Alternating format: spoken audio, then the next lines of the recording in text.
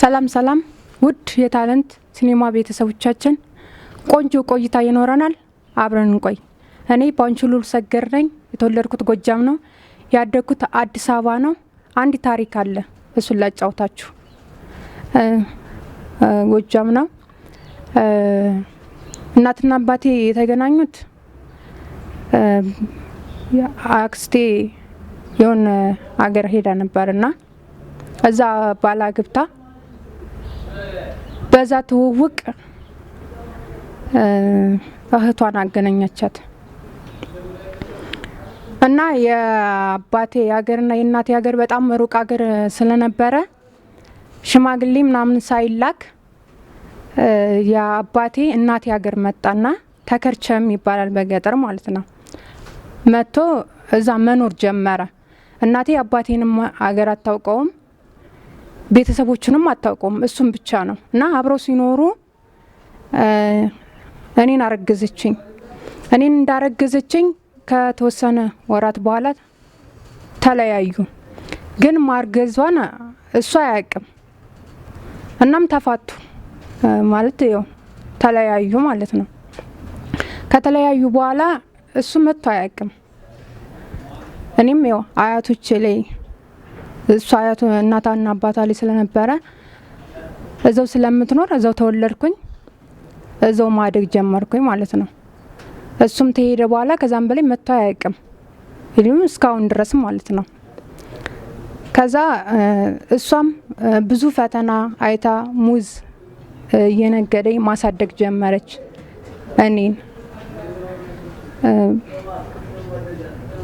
እያሳደገችኝ ያለ እስከ 5 አመት ድረስ አብረን ከኖረኝ በኋላ ወደ አዲስ አበባ መጣችና እዚህ ስትኖር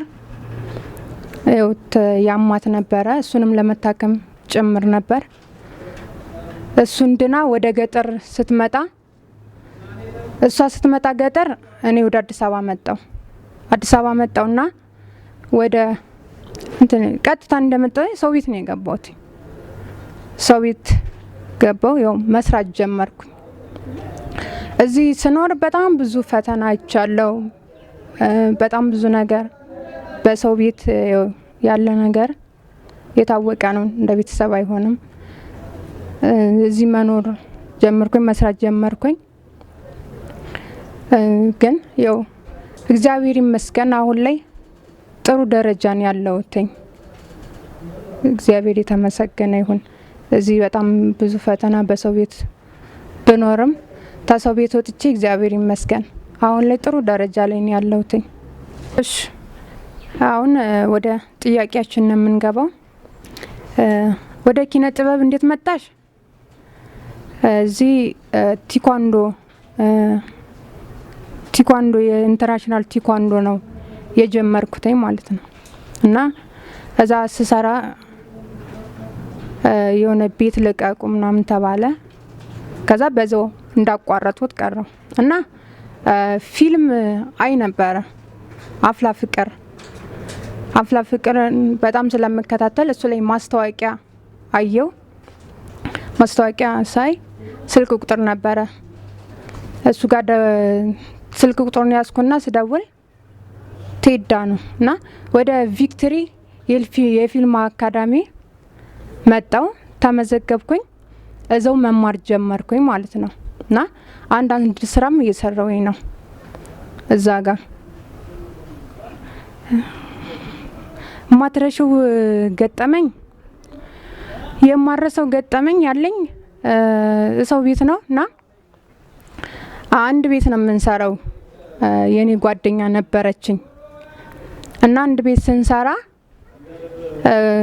ሌላ ቤተሰቦች አላትና እዛ እንሂድ እንጫወት ትለኛለች። አረ ችግር የለውም እንዋደር ስለነበረ ችግር የለውም እንጫወት እንሂድ ችግር የለውም ስላት አብረን ሄድን እዛ እና የሷ ወንድሞች ምናምን አሉ። ከዛ ስጫወት ስስጨው ቦርሳዬን ቀማቼ ማለት ነው ሊያዝልሽ ብላ እና አምጪው እንጂ መሸኩ ወደ ቤታችን እንሂድ ስላት አረ ቆይ ችግር የለውም ስትለኝ እያለ ከምሽቱ 2 ሰዓት ሆነ እንሂድ ስላት ግን አብረኝ ነው የምሰራው እና ምን ነበር ያሰበችው? ለካ ጠይቀዋት ኖሯል።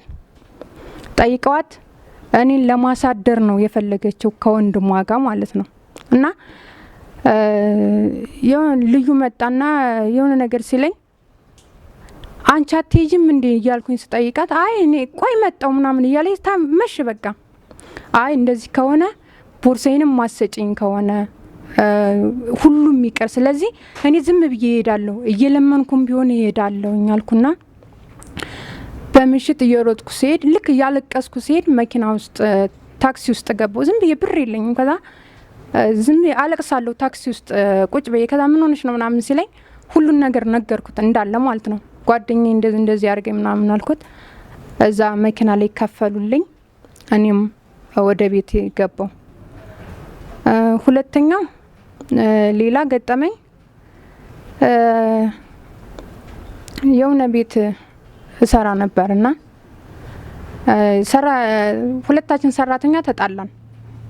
ሁለታችን ሰራተኛ ተጣልተን ልዩ መተኛ አንደኛው ሰራተኛ እያለቀስኩኝ ይሄው እየመተኝ እኮ ነው አይተዋል፣ አብጧል ደግሞ እየመተኝ ማለት ነው።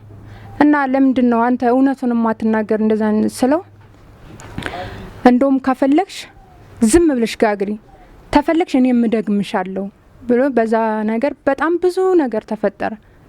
እነዚህን ሁለቶችን እኔ መቼም ቢሆን አረሳቸውም።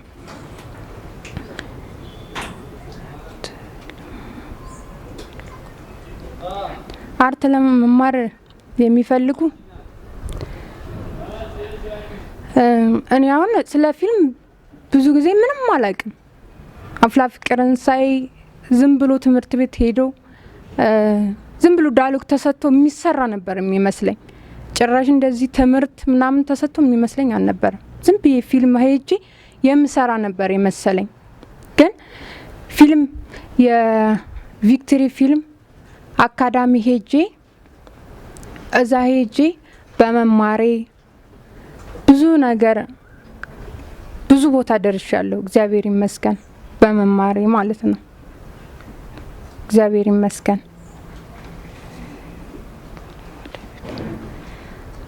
ወደፊት መሆን ፈልገው እግዚአብሔር ይመስገን አሁን ላይም ጥሩ ደረጃን ያለውትኝ ጥሩ ስራ እየሰራው ነው።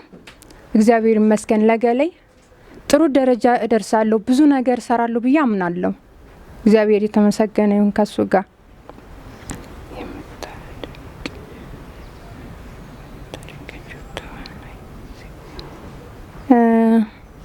የማደንቃቸው ተዋናይ ከሴት ቃል ኪዳን ትዝታ ላይ የምሰራዋን ነው። ከወንድ ደግሞ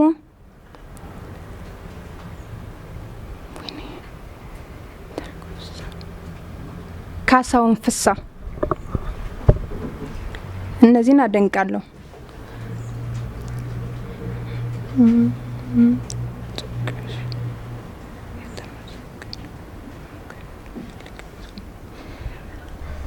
ማመስገን የምፈልገው ሰው በአንደኛ ደረጃ እናቴን አመሰግናለሁ።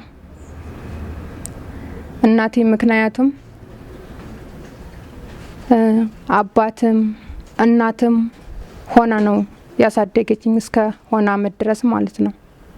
እግዚአብሔር ይመስገን ተስፋ ሳትቆርጥ እሷን ማመስገን እፈልጋለሁ።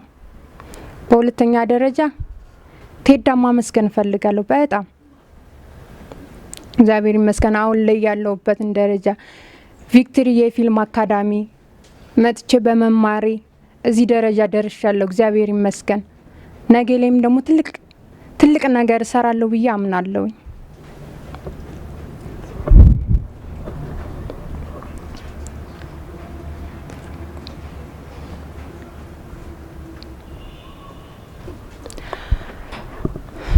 በነበረን ቆይታ በጣም እናመሰግናለን። በሌላ ስራ እስከምንገናኝ ድረስ